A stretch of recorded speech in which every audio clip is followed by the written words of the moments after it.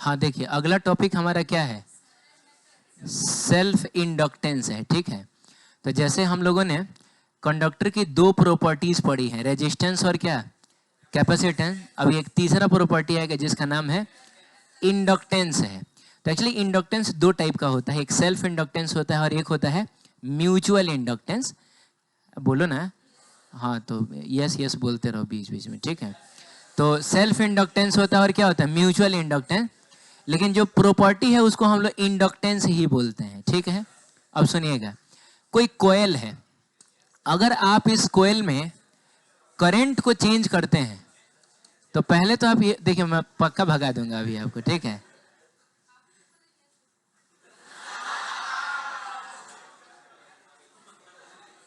देखो मैंने और भी बहुत कुछ तुमसे बोला है, वो तो तुम ना मानते नहीं है। सुनिए इधर, मैं कह रहा हूं कि अगर कोई कोयल है, उसके अंदर कुछ करंट फ्लो कर रहा है, तो आप बताइए इस करंट की वजह से इसके अंदर मैग्नेटिक फील्ड आएगा। ये एक सोलिनोइड की तरह बिहेव कर रहा है, या की तरह, क्या सोलिनोइड ही एक तरीके से देखे तो इसमें जो मैग्नेटिक फील्ड होगा वो कुछ इधर की तरफ होगा। अब इस मैग्नेटिक फील्ड की वजह से इसके अंदर कुछ मैग्नेटिक फ्लक्स होगा, ठीक है। अब अगर हम इस करंट को चेंज करें, करंट को चेंज करे का मतलब हुआ इस करंट को बढ़ाए और चाहे घटाए, तो इसके अंदर का मैग्नेटिक फील्ड भी चेंज होगा, क्योंकि आप जानते हैं कि मैग्नेटिक फील्ड का फॉर्मूला होता है म्यू नॉट एन आई। आई बदलेगा तो बी भी बदलेगा, और बी बदलेगा तो इसके अंदर का फ्लक्स बदलेगा, क्योंकि फ्लक्स का फॉर्मूला होता है एन बी ए कॉस थीटा। तो इस केस में तो हम एरिया वेक्टर का डायरेक्शन भी तो उधर ही ना लेंगे। अरे हर लूप जो है वो ऐसा ही करके ना है, तो सबके लिए एरिया वेक्टर का डायरेक्शन तो हम उधर ही लेंगे, मैग्नेटिक फील्ड भी उधर ही है, तो मिला जुला के ये कॉस 0 डिग्री ही होगा। और कॉस 0 डिग्री की वैल्यू कितनी हो जाती है, 1, तो मतलब एन बी ए होगा, इतना तो है। तो आप बताइए कि करंट को बदलिएगा तो क्या बदलेगा, बी बदलेगा। बी को बदलेगा, सॉरी, बी बी बदलेगा तो फ्लक्स बदलेगा, बी बदलेगा तो क्या बदलेगा, फ्लक्स बदलेगा, ठीक है। और फ्लक्स बदलेगा तो ये इसको अच्छा नहीं लगेगा। कोई भी लूप या कोयल नहीं चाहता है कि आप उसके अंदर फ्लक्स चेंज करिए। तो इस चीज का अपोज करने के लिए ये कोयल अपने अंदर ईएमएफ पैदा कर लेगा। देखो बाबू, इधर कोई बैटरी हो तो उसकी बात अभी हम नहीं कर रहे हैं।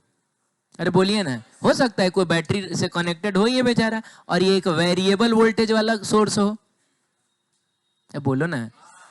हो सकता है इसका ईएमएफ किसी वजह से लगातार बढ़ रहा हो, चाहे लगातार घट रहा हो, जिसकी वजह से ये करंट भी बढ़ या घट रहा हो।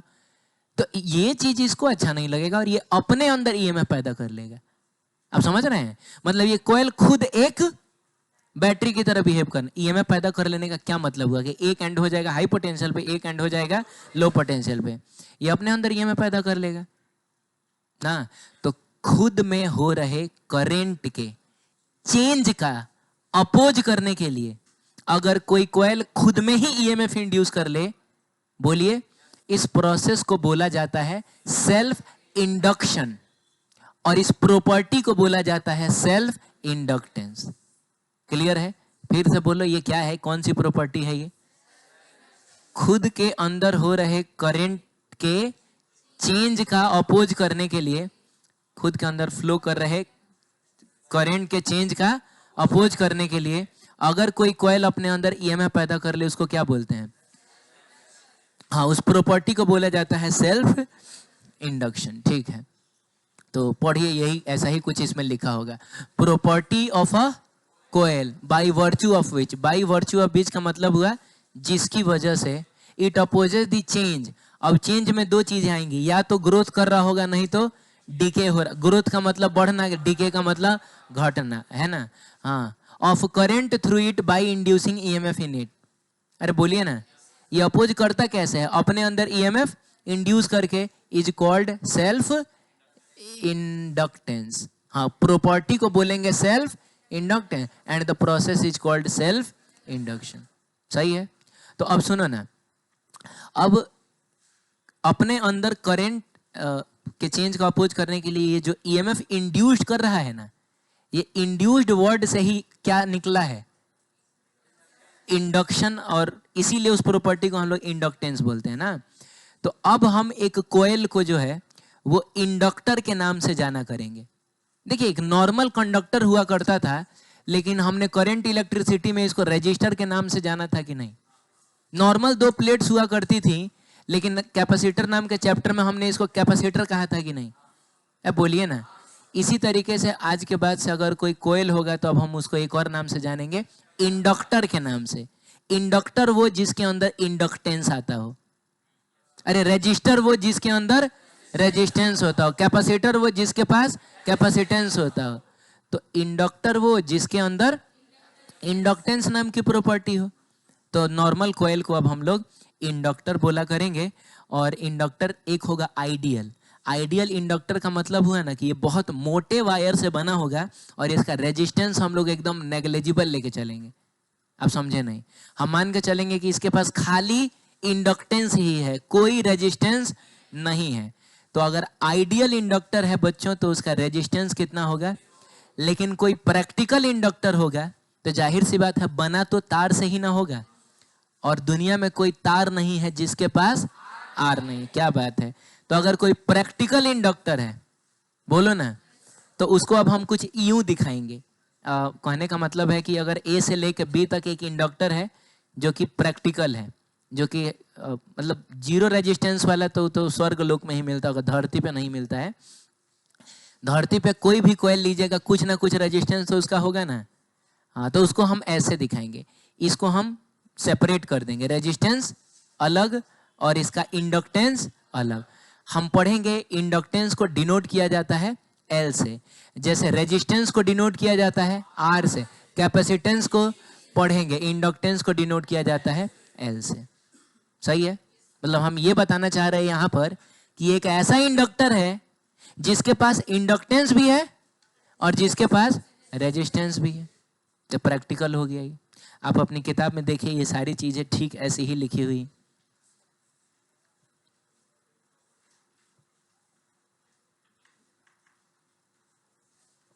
हो गया, पढ़ा आपने। चलिए ठीक है। अब सुनिए, अब बहुत ध्यान से सुनिए। बहुत कमाल की चीज बताने जा रहा हूं मैं। जानना चाहेंगे आप? ये देखिए फिर, ये एक सर्किट है। इसमें क्या हुआ? हाँ, इसमें एक सेल है, ये एक इंडक्टर है। जाहिर सी बात है सर्किट के पास कुछ रेजिस्टेंस तो होता ही है, तो सर्किट के पूरे रेजिस्टेंस को मैंने यहाँ दिखा दिया है। और ये ऐसे ही एक तार है, फालतू सा तार, अभी जोड़ा ओड़ा नहीं गया है। मतलब इसका अभी सर्किट में कोई रोल नहीं है। हम स्विच ऑन करेंगे भी तो कहाँ का करेंगे? यहाँ का करेंगे। अरे बोलिए ना। तो जैसे ही आप स्विच ऑन करिएगा, बोलिए ना, तो इसके अंदर करंट आना चाहेगा, आएगा करंट। ऑब्वियसली सर्किट कंप्लीट ना हो गया, करंट। और हम मान के चल रहे हैं यहाँ कोई रेजिस्टेंस नहीं है, जो भी रेजिस्टेंस है वो कहाँ है? बस यहाँ है। अब बोलो ना, करंट आना चाहेगा। अचानक से जैसे मान लिया जाए ना कि ये कितना है, कुछ बोलिए अपने से, 100 वोल्ट ले लिया जाए और इसको कितना ले लिया जाए? 10 ओम ले लिया जाए। तो स्विच ऑन करते ही इसमें कितना करंट आएगा? 10 एम्पियर। अरे बोलो ना, खटाक से अचानक से कितना करंट आएगा? स्विच ऑन करोगे अचानक से 10 एम्पियर का करंट आना चाहेगा। नहीं नहीं, क्या कुछ लोग ना बोल रहे हैं, ना बोल रहे, क्या बोल रही हो तुम? करंट जो है वो बढ़ेगा, ऐसा बोल रही हो। हेलो, नहीं नहीं रुको ना एक सेकंड, इधर देखो ना। मैं कह रहा हूं कि 100 वोल्ट की बैटरी और ये 10 ओम का रेजिस्टेंस, कितना करंट आएगा? 10 एम्पियर का करंट अचानक से एकदम खटाक से आएगा। अरे मार डालेंगे। बोल रहे हैं आएगा तो आएगा। कौन बोल रहा है नहीं आएगा? बोलो। मैं कह रहा हूं आएगा तो आएगा। 10 एम्पियर का करंट आएगा, एकदम आएगा कि कोई माई का लाल नहीं रोक सकता इसको आने से। लेकिन सुनो एक मिनट, एक मिनट इधर देखो, एक मिनट मेरी तरफ तो देखो। ये जो अचानक से 10 एम्पियर का करंट आया ना, ये इसको अच्छा नहीं लगा, क्योंकि अभी करंट जीरो था। अचानक से 10 एम्पियर करंट आया, खतरनाक मैग्नेटिक फील्ड इसके अंदर आएगा। फटाक से ये इसका अपोज करने के लिए खुद को एक बैटरी बना लेगा, अपने अंदर ईएमएफ पैदा कर लेगा। कौन बताएगा? ये अपने अंदर जो ईएमएफ पैदा करेगा उसकी पॉजिटिव पोलैरिटी इधर होगी, आकि पॉजिटिव पोलैरिटी इधर होगी। कौन? पहला कि दूसरा? ये बताओ। अब लो, इन लोगों को समझ में नहीं आया। अरे अपने अपने अंदर ये ईएमएफ पैदा करेगा, इसका एक एंड हाई पोटेंशियल, एक एंड लो पोटेंशियल पे जाएगा। तो आपको बताना है कि किस, हाँ, पॉजिटिव पोलैरिटी किधर होगा, इधर होगा कि उधर होगा, ये आपको बताना। कितने लोग कह रहे हैं पहला वाला? पहला वाला, ये बताइए कितने लोग कह रहे हैं पहला वाला? देखते हैं, कॉमन सेंस लगाइए ना, बाकी मैं तो हूं ना समझाने के लिए। कितने लोग पहला वाला कह रहे? तो हाथ उठाओ ना, कॉन्फिडेंटली हाथ उठाओ, ढंग से लग रहा है। सर के ऊपर हाथ जाना चाहिए। 2 आदमी जैसे लजा के हाथ उठाता है, जैसे नहीं, छोड़ दो, रहने दो। बस 2 आदमी कह रहा है कि पहला वाला होगा, और तुम भी कह रहा है। अच्छा, कितने लोग कह रहे हैं दूसरा वाला होगा?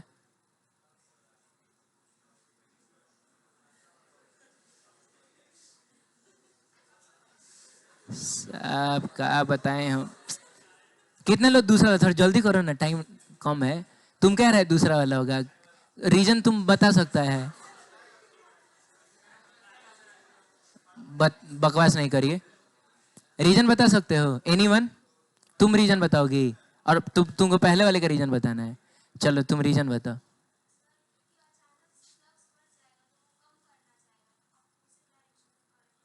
वो लड़की कहना चाह रही है कि सर देखिए, इसके अंदर जो अचानक से फ्लक्स बढ़ेगा वो किसकी वजह से बढ़ेगा? इस करंट की वजह से ना बढ़ेगा? बोलो ना। तो ये अपने अंदर कुछ इस तरीके से ईएमएफ पैदा करेगा कि वो इस करंट का क्या कर सके? अपोज कर सके। अब बताओ, तुम्हारे स्विच ऑन करने से करंट जो था, करंट क्लॉकवाइज फ्लो कर रहा था, और ये भी अपने आप को अगर ऐसा ही बैटरी बना ले तो ये भी किधर करंट भेजेगा? क्लॉकवाइज। ऐसा होगा क्या? अरे इसको तो इस बढ़ रहे करंट का क्या करना है? अपोज न करना है। अरे भगवान, तो अपोज करने के लिए ये कुछ इस तरीके से ईएमएफ पैदा करेगा कि इससे निकलने वाला करंट इसको क्या करे? अपोज करे। तो अपोज करने के लिए ये अपने आप को बच्चों इस टाइप का बैटरी बनाएगा, इस टाइप का। ये अपने आप को इस टाइप का बैटरी बनाएगा। आप नहीं समझे? तब ना अपोज करेगा। एक बहुत कमाल की बात मैं बताऊं, जैसे ही आप स्विच को ऑन करिएगा ना, इतना खतरनाक ये 10 एम्पियर का करंट आएगा। आप समझ रहे हैं कि ये भी अपने अंदर बहुत खतरनाक ईएमएफ पैदा कर लेगा। और खतरनाक ईएमएफ पता है ये अपने अंदर कितना ईएमएफ पैदा कर लेगा? ठीक उतना ही ईएमएफ पैदा कर लेगा जितना ईएमएफ यहाँ है। कितना है? ये भी अपने अंदर 100 वोल्ट का पैदा कर लेगा। पता है कहाँ? क्योंकि rate of change of flux with respect to time बहुत ही ज्यादा है, एकदम 0 से 10 एम्पियर। समझ रहे हो? तो अगर rate of change of flux with respect to time बहुत ज्यादा है तो इसके अंदर ईएमएफ भी बहुत। तो बहुत ज्यादा का मतलब कितना? 500 थोड़े, उतना ही जितने की जरूरत है। कितने की जरूरत है? 100। अब आप बताइए, ये अगर बैटरी अकेला होता, अरे बोलो ना, तो ये इधर से भेज रहा होता कितना? 10 एम्पियर। अब बिल्कुल ये अभी भी भेजेगा 10 एम्पियर, इसको किसी से लेना देना। लेकिन ये भी तो एक बैटरी बन चुका है, और ये कितने का है? 100 वोल्ट का है। सर्किट का रेजिस्टेंस कितना है? 10 ओम का। आप समझ रहे हैं?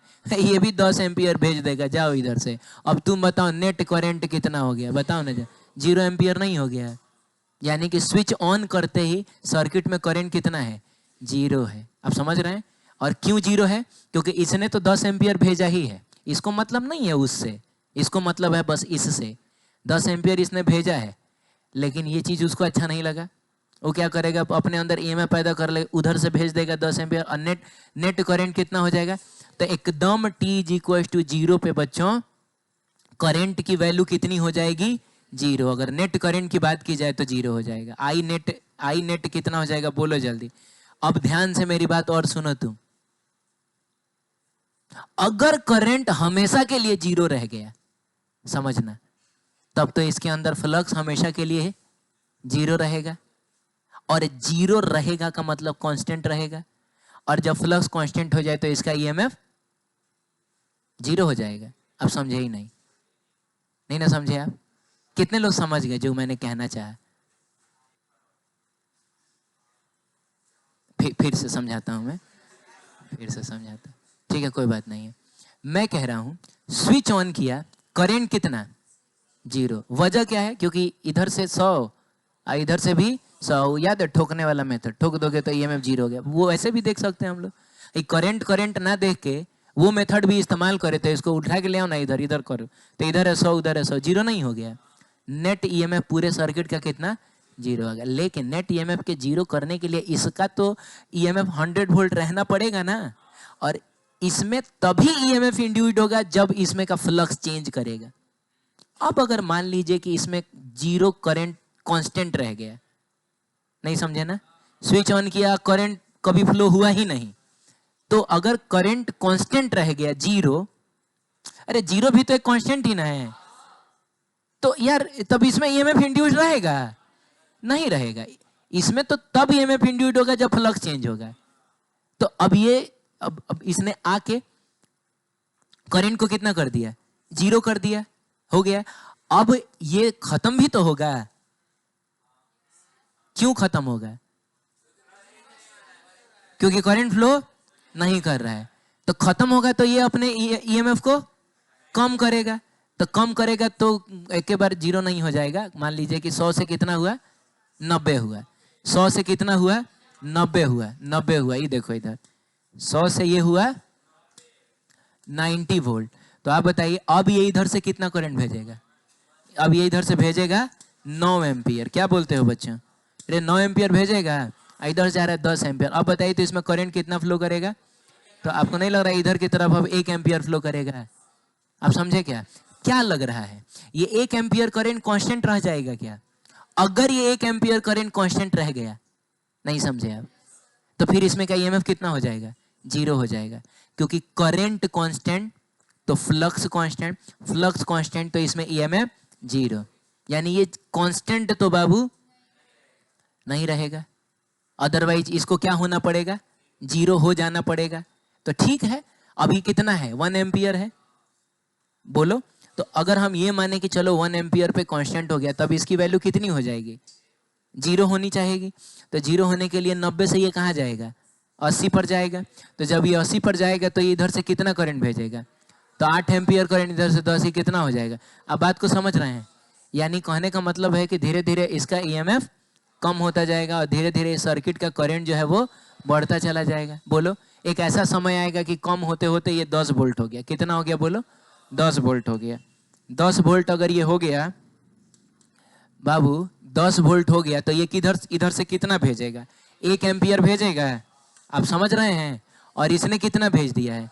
10 एम्पियर। अब सर्किट में टोटल करंट कितना हो गया? 9 एम्पियर का हो गया ना? 9 एम्पियर। क्या लग रहा है ये 9 एम्पियर कांस्टेंट रह जाएगा? अगर 9 एम्पियर कांस्टेंट रह गया तब तो इसका फ्लक्स कितना? 0 हो जाएगा। ठीक है, तो अभी करंट 9 एम्पियर है, बोलिए। तो ऐसा पॉसिबल नहीं कि ये 9 एम्पियर रहे और ये भी 10 वोल्ट, पॉसिबल ही नहीं है। क्यों? क्योंकि अगर ये कांस्टेंट रह गया तो उसको कितना हो जाना पड़ेगा? 0 होना पड़ेगा। बात समझ रहे हैं? तो क्या होगा कि 0 होने के लिए अब ये 10 वोल्ट से कितना? 0 मान लीजिए हुआ। तो अगर ये 0 हो गया, कितना हो गया? 0 हो गया, तो अब ये इधर से कोई करंट नहीं भेजेगा और ये भेजेगा इधर से 10 एम्पियर का करंट। अब एक बात बताओ, ये 10 एम्पियर अब क्यों कांस्टेंट रह जाएगा? काहे कांस्टेंट रह जाएगा? क्योंकि इसमें का ईएमएफ अब कितना हो चुका है। तो अब करंट कांस्टेंट फ्लो करेगा, इसको कोई फर्क नहीं पड़ेगा। आप समझ रहे हैं? देखिए, मिला जुला के मैंने जो समझाना चाहा, पता नहीं आपको समझ में आए कि नहीं। बस इतना समझिएगा कि अगर इंडक्टर रास्ते में लगा हुआ है ना कहीं, तो स्विच को ऑन करते हैं ना, तो करंटवा तो उतना ही आएगा जितना आना चाहिए। 10 एम्पियर करंट इस सर्किट में आना चाहिए, एकदम आएगा। बस वो आएगा धीरे धीरे धीरे धीरे बढ़ के 10 एम्पियर होगा। आप समझ रहे हैं? जैसे इस वाले सर्किट में ये 100 वोल्ट है और ये कितना है? 10 ओम है। और बाबू इस वाले, इसमें हम किए कुछ नहीं है, बस यहाँ वाला जो तार था उसको थोड़ा गोल गोल कर दिए हैं, बस, और कुछ नहीं है। और इस वाले सर्किट में अंतर क्या है बताओ? एक मिनट रुको। 100 वोल्ट और ये भी 200 में क्या अंतर है? इसमें भी स्विच ऑन करोगे तो 10 एम्पियर करंट आएगा, इसमें भी स्विच ऑन करोगे तो 10 ही एम्पियर करंट आएगा। बस अंतर ये है कि इसमें जो करंट है वो एकदम खटाक से आएगा, उसमें जो करंट है वो थोड़ा धीरे धीरे धीरे धीरे आराम से बढ़ेगा। आप समझ रहे हैं? बोलिए जल्दी। तो देखिए इससे क्या होता है ना कि कोई भी इलेक्ट्रॉनिक डिवाइस जो है, अब जैसे मान लीजिए एकदम अभी स्लीप मोड में है और अचानक एकदम खटाक से उसको करंट मिल जाएगा ना, समझ रहे हैं? तो कुछ ऐसे सेंसिटिव कंपोनेंट्स होते हैं जिन पर बुरा असर पड़ सकता है। आप ऐसे समझिए, आप सोए हुए हैं, आप सोए हुए हैं, तो दो तरीके से आपको जगाया जा सकता है। पहला ये कि जैसे मान लीजिए आपकी मम्मी बोलती है कि बेटा उठ जाओ, टाइम हो गया है स्कूल का, तो ऐसा थोड़े कि तो हम उठ जाते हैं कि ये लो मम्मी हम लोग उठ गए। हाँ, तो होता क्या है कि इधर से सोए रहते हैं तो अब थोड़ा इधर से सो जाते हैं, ठीक है। फिर वो आती है, मान लीजिए कि ऐसे हाँ तो हाँ ऐसे करती है कि उठ जाओ, तो ऐसे में अगर धीरे धीरे 5 मिनट का समय लेके हम उठते हैं तो हम बहुत फ्रेश फील करते हैं, अगर हम रात में ठीक से सोए हैं तो। आप समझ रहे हैं? दिन भर हम ठीक से काम कर पाएंगे, कॉन्सेंट्रेटेड रह पाएंगे। अब आप इमेजिन करिए कि कोई सोया हुआ है, कोई आता है कहता है कि रे उठ, वो तो उठ तो जाएगा खटाक से, लेकिन मैं आपको बता रहा हूं ऐसे अगर आप किसी को उठाते हैं, सुनिए एक मिनट, उसकी मौत भी हो सकती है, क्योंकि बॉडी का भी बहुत सारा हिस्सा है जहां ब्लड जो है बहुत कम जा रहा है।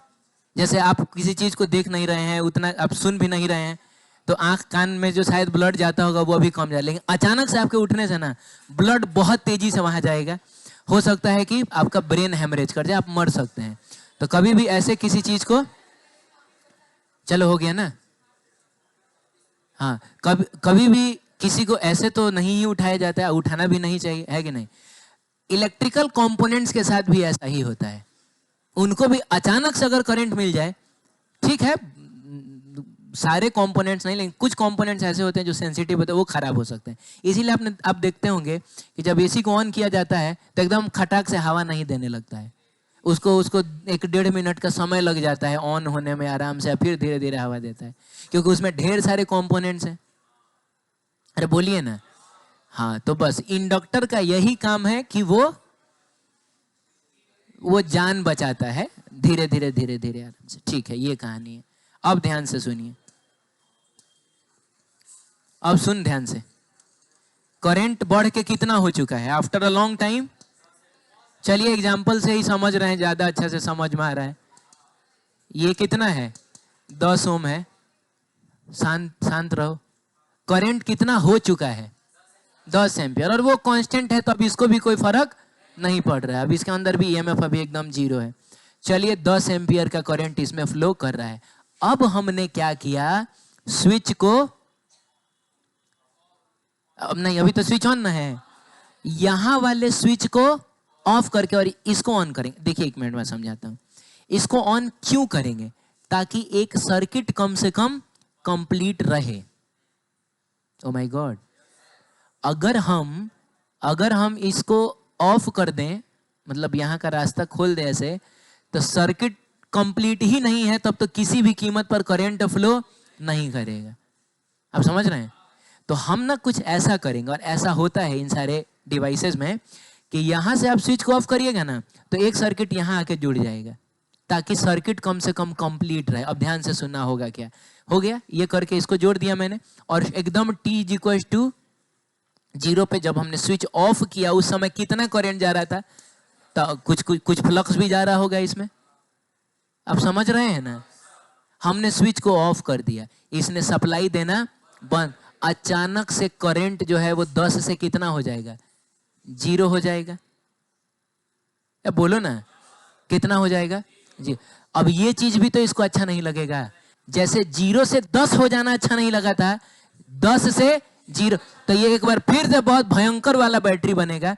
लेकिन अब की बार ये बैटरी बनेगा इस करंट को घटाने के लिए। ओ माय गॉड, घटाने के लिए यहां था, क्योंकि आपने बढ़ा दिया था, आपने स्विच ऑन करके करंट को अचानक से बढ़ा दिया था, तब ये घटा रहा था। यहाँ पे तो आप करंट को घटा दिए हैं, 10 से 0 कर दिए हैं, तो ये अब उसको बढ़ाने के लिए अपने आप में इधर ईएमएफ पैदा कर लेगा, और ये फिर बन जाएगा कितना? 100 वोल्ट का बैटरी। समझ रहे हो? अकेले एकदम इस सर्किट को करंट ये देगा अभी। और कितना करंट देगा? अगर ये 100 वोल्ट है और ये 10 ओम है तो कितना देगा? 10 एम्पियर। यानी स्विच ऑफ करते ही बाकायदा होना तो ये चाहिए था कि करंट कितना हो जाना चाहिए? 0। लेकिन ये खुद मोर्चा संभाल लेगा। ये बोलेगा वो गया तो क्या है, हम तो है ना, हम तुमको पोटेंशियल डिफरेंस देंगे 100 वोल्ट का, और अभी भी 10 एम्पियर का करंट इसमें फ्लो करता रहेगा। लेकिन सुनिए एक मिनट, 10 एम्पियर का कांस्टेंट करंट फ्लो नहीं करा सकता है ये। क्यों नहीं करा सकता है? अगर ये 10 एम्पियर का कांस्टेंट करंट फ्लो कराने लगेगा तब तो फ्लक्स कांस्टेंट हो जाएगा। अब फ्लक्स अगर कांस्टेंट हो गया तब ये ईएमएफ 0 हो जाना चाहिए। आप समझ रहे हैं? हाँ, तब इसका मतलब हुआ कि अब ये अपने ईएमएफ को धीरे धीरे 0 तो करेगा ही ना, मजबूरी है इसकी, क्योंकि ये कांस्टेंट रह गया तब इसको तो 0 हो ही जाना पड़ेगा। तो इसीलिए अब अपने ईएमएफ को कम करेगा। अब ये कितना कर लेगा? 90 वोल्ट। 90 वोल्ट बस। अब ये तो मार्केट में है ही नहीं, इसका तो कनेक्शन ही काट दिया है हमने। तो 90 वोल्ट है तो अब करंट इधर ही ना भेजेगा। कितने का भेजेगा? 9 एम्पियर भेजेगा। तो क्या लग रहा है तुमको, 9 एम्पियर करंट कांस्टेंट रह जाएगा? नहीं रहेगा। अगर 9 एम्पियर करंट कांस्टेंट रह गया तो फ्लक्स कांस्टेंट, तो इसमें का ईएमएफ कितना? 0। यानी ये अपने ईएमएफ को फिर कम करेगा। कम करके कितना करेगा? 80। तो इधर 8। थोड़ी देर बाद ऐसा भी समय आएगा 20 वोल्ट, तो इधर कितना? 2 एम्पियर। 10 वोल्ट तो कितना? 1 एम्पियर। और उसके बाद तो 0 तो हो ही जाना है। 0 हो जाएगा, करंट भी 0 हो जाएगा। आप समझ पाए क्या हुआ क्या? तो इंडक्टर जो है वो करंट अगर स्विच ऑन करते हैं तो करंट को बढ़ाता भी धीरे धीरे है, और स्विच ऑफ करते हैं तो करंट को घटाता भी धीरे धीरे है। आप समझ रहे हैं? अब सुनिए क्या है। जैसे एसी वगैरह है, इसको ऑफ करने का 2 तरीका है। 2 तरीका का मतलब एक होता है डायरेक्ट स्विच काट देने का मतलब ये हुआ बाबू कि हमने इसको खत्म कर दिया। इसका मतलब इसको जुड़ने का मौका ही, लाइन अचानक से कट गया तो यही होता है, इसको जुड़ने का मौका मिला ही नहीं। तब तो मजबूरी है यार कि जैसे ही स्विच को ऑफ करोगे खटाक से करंट कितना, तब ये इंडक्टर भी काम करेगा नहीं। लेकिन जब हम रिमोट से ऑफ करते हैं तो आप देखिएगा वो धीरे धीरे ऑफ होता है। अभी मैं कर दूं तो हम खटाक से ऑफ नहीं हो जाता है, वो धीरे धीरे उसको लग जाएगा 15-20 सेकंड ऑफ होने में। पता है कहाँ? क्योंकि रिमोट से जब आप ऑफ करिएगा ना तो इसको हाँ यहाँ से ऑफ करके और फिर यहाँ एक नया सर्किट वो जोड़ेगा, ताकि भले आपने सप्लाई बंद कर दिया है तो क्या है, लेकिन कम से कम 10-15 सेकंड तक इसमें करंट फ्लो करता रहे। क्योंकि कुछ ऐसे कंपोनेंट्स होते हैं जिनको अचानक से करंट दे दीजिएगा तब भी वो खराब हो जाएंगे, और अचानक से उनमें करंट खत्म हो जाएगा तब भी वो खराब हो सकते हैं। इट इज समथिंग लाइक कि मान लीजिए कि हमको सोना है, तो सोने का 2 तरीका होता है। एक तो तरीका होता है कि हम बेड पर गए और उसके बाद आराम से आंख बंद किए, 10-15 मिनट समय लगता है, हम सो जाते हैं मान लीजिए हमको। और एक दूसरा तरीका होता है कि चलते चलते बेहोश हो गए, गिर गए। अरे हम बेहोश भी हो गए तो हम सो ही रहे हैं, वो भी हम सो रहे हैं। तो बताइए आराम से वो जो 10 मिनट में हम सोए हैं वो बॉडी के लिए एक बहुत ही हेल्दी चीज है, वो बहुत जरूरी चीज है, वो चाहिए आपको। लेकिन ये जो अचानक से आप बेहोश हो गए, ये हेल्दी है क्या? इससे हो सकता है कि आपके बॉडी के बहुत सारे ऑर्गन्स पे बुरा इफेक्ट भी पड़ सकता है। तो समझिए कि बिना इंडक्टर के स्विच को ऑन करने का मतलब हुआ किसी को लात मार के जगाना है, और बिना इंडक्टर के स्विच को ऑफ करने का मतलब हुआ किसी को बेहोश कर देना, वैसा है। तो इसीलिए कोई भी चीज जो है, आपका टीवी है चाहे एसी वगैरह है, पहले कहाँ से ऑफ करना चाहिए? रिमोट से, ताकि वो समझ जाए कि अब हमको ऑर्डर मिल गया है, अब हमको बंद होना है, अपने हिसाब से आराम से बंद हो। ठीक है?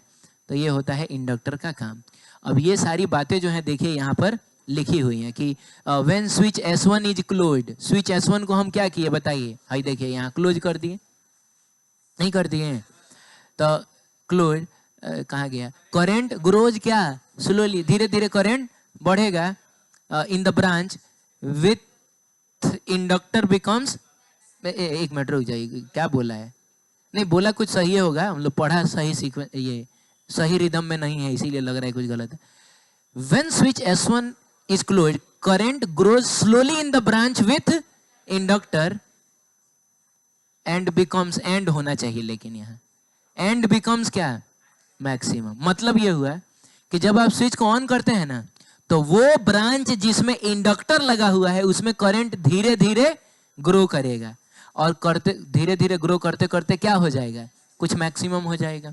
Because direction of induced current in inductor is किधर, इधर। माने आपने करंट इधर से ना भेजा है, तो ये करंट इधर से भेजेगा, वो चीज यहां दिखा रहे हैं, मैंने फोटो के हिसाब से बता रहा है। And EMF induced has polarity कैसा, ऐसा देखा था ना हम लोगों ने। तो व्हेन S1 इज क्या, ओपन, अब S1 को हमने ओपन कर दिया और S2 को क्लोज कर दिया, current will start decaying slowly, current धीरे धीरे खत्म होना स्टार्ट करेगा। Because induced current in the inductor has direction इधर ना बाबू, अरे इधर है ना करंट ये भेज रहा था, और इंड्यूस्ड ईएमएफ की पोलैरिटी कुछ इस तरीके से होगी। नहीं समझ में आया अब? तो ये बात है, क्लियर है? ठीक है, आगे बढ़ते हैं। अब सुनिएगा, सुन रहे हो? हाँ, बात यह है कि करंट आई है और इसके अंदर फ्लक्स को अगर हम क्या बोलें, फाई बोलें, तो इतना तो कंफर्म है कि फ्लक्स डायरेक्टली प्रोपोर्शनल टू क्या होगा, करंट होगा। क्यों, कैसे, मैं बताता हूँ, रुकिए एक मिनट। फ्लक्स का फॉर्मूला क्या होता है, NBA, cos 0 डिग्री ही आएगा। N मतलब नंबर ऑफ टर्न, B हो गया मैग्नेटिक फील्ड। अब इसमें B क्या होता है, B क्या होता है बाबू, B क्या होता है, म्यू नॉट NI, यही ना होता है। फिर यहाँ आपको नहीं लग रहा flux directly proportional to current, जितना ज्यादा करंट उतना ज्यादा फ्लक्स, ये तो बात सबको पता है। अब ये जब हटेगा तो एक प्रोपोर्शनैलिटी कांस्टेंट आता है, वही प्रोपोर्शनैलिटी कांस्टेंट होता है L। L stands for self inductance, self inductance. अरे यार तुम याद करो, रेजिस्टेंस का जन्म ऐसी ही एक जगह पे हुआ था, कैपेसिटेंस का भी जन्म ऐसा ही एक जगह पर हुआ था। बताओ रेजिस्टेंस का जन्म कहाँ हुआ था? ऐसा हुआ था कि शांत रहो, अगर कोई रजिस्टर है जिसके क्रॉस वोल्टेज भी है, करंट कितना है, आई है, तो याद है जितना ज्यादा वोल्टेज उतना ज्यादा करंट, याद है? तो ठीक है, इसको हटाया था तो हमने एक बार नहीं आ गया था, कहा तभी बराबर आई यार, बोलो। कैपेसिटेंस का भी जन्म ऐसा ही कहीं हुआ था। मान लीजिए कि इसके क्रॉस वोल्टेज भी है और इस पर चार्ज कितना है, Q है, तो याद है हमने कहा था जितना ज्यादा वोल्टेज उतना ज्यादा चार्ज, तो ये जब हटा था तो C आ गया था, Q बराबर C भी, याद है? ऐसे ही जगह पे इंडक्टेंस का भी जन्म हुआ है, देखिए ऐसे ही जगह पे किसका जन्म हुआ है, इंडक्टेंस का भी जन्म हुआ है। ठीक है, आप लोग जो है ना कभी हमको बताइएगा कि कौन वो आदमी है जो बात करता है बीच बीच में, ठीक है? ठीक है, हमको बता दीजिएगा, उसके बाद मैं उसको टिका के किसी दिन, हाँ मैंने ऐसे हमको अब यहाँ नहीं बताना, बाद अकेले में नहीं होता, जब मैसेज करके फलानवा डिस्टर्ब करता है सब बता देना हमको, ठीक है? उसके बाद बाकी मैं निपट लूंगा। हाँ, सेल्फ इंडक्टेंस क्लियर है? अब सुनिए, इसके अंदर जो ईएमएफ इंड्यूस्ड होगा, बोलिए ना, वो चेंज इन फ्लक्स की वजह से ही ना होगा। और फैराडे लॉ में हमने पढ़ा है कि इंड्यूस्ड ईएमएफ जो होता है वो माइनस d∅/dt होता है। तो बाबू माइनस d∅ की जगह पे Li/dt, L का जन्म ही एज अ कांस्टेंट हुआ है, L को निकाल लिया जाए कहाँ, बाहर, तो बताओ ईएमएफ कितना हो जाएगा, -L और di/dt। तो ये बात आप याद रखिएगा, -L di/dt, ये है ईएमएफ इंड्यूस्ड अक्रॉस इंडक्टर, या यूं कहे कि वोल्टेज अक्रॉस इंडक्टर।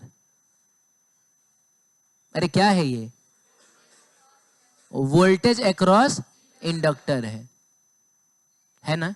क्या है बोलिए, वोल्टेज अक्रॉस इंडक्टर है। देखो वोल्टेज अक्रॉस रेजिस्टर क्या होता है पता है? अरे वोल्टेज अक्रॉस रेजिस्टर क्या होता है, V बराबर IR होता है। मैंने I और R को मल्टीप्लाई करिएगा तो आपको वोल्टेज अक्रॉस रेजिस्टर मिल जाएगा। वोल्टेज अक्रॉस कैपेसिटर क्या होता है पता है? तो V बराबर होता है Q/C, ऐसा करेंगे, Q/C करेंगे।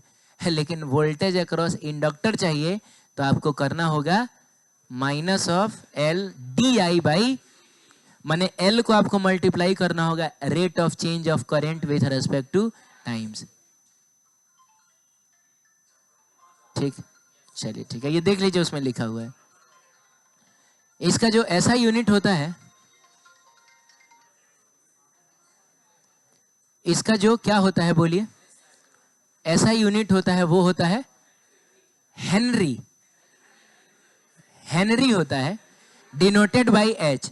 रेजिस्टेंस का ऐसा यूनिट क्या होता है? ओम होता है। कैपेसिटेंस का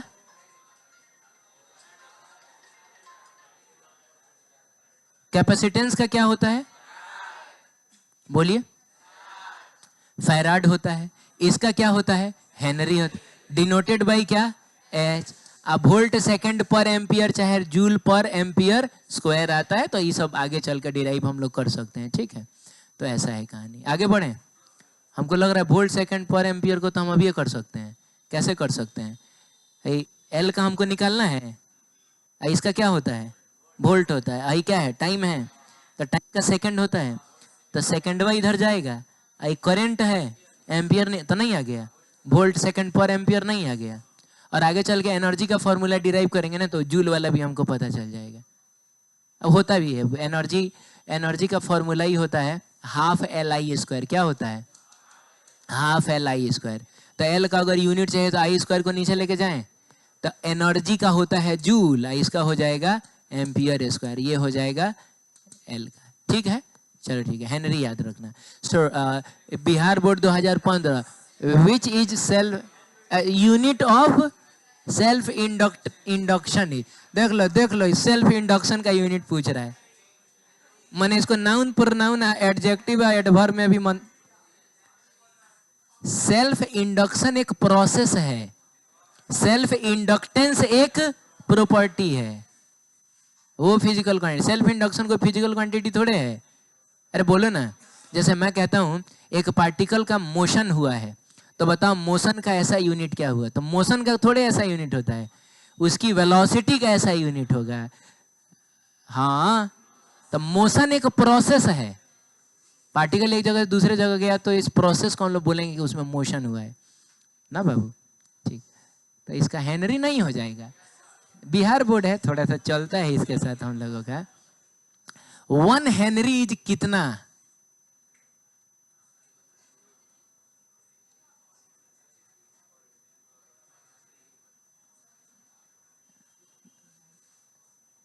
वन हेनरी इज कितना?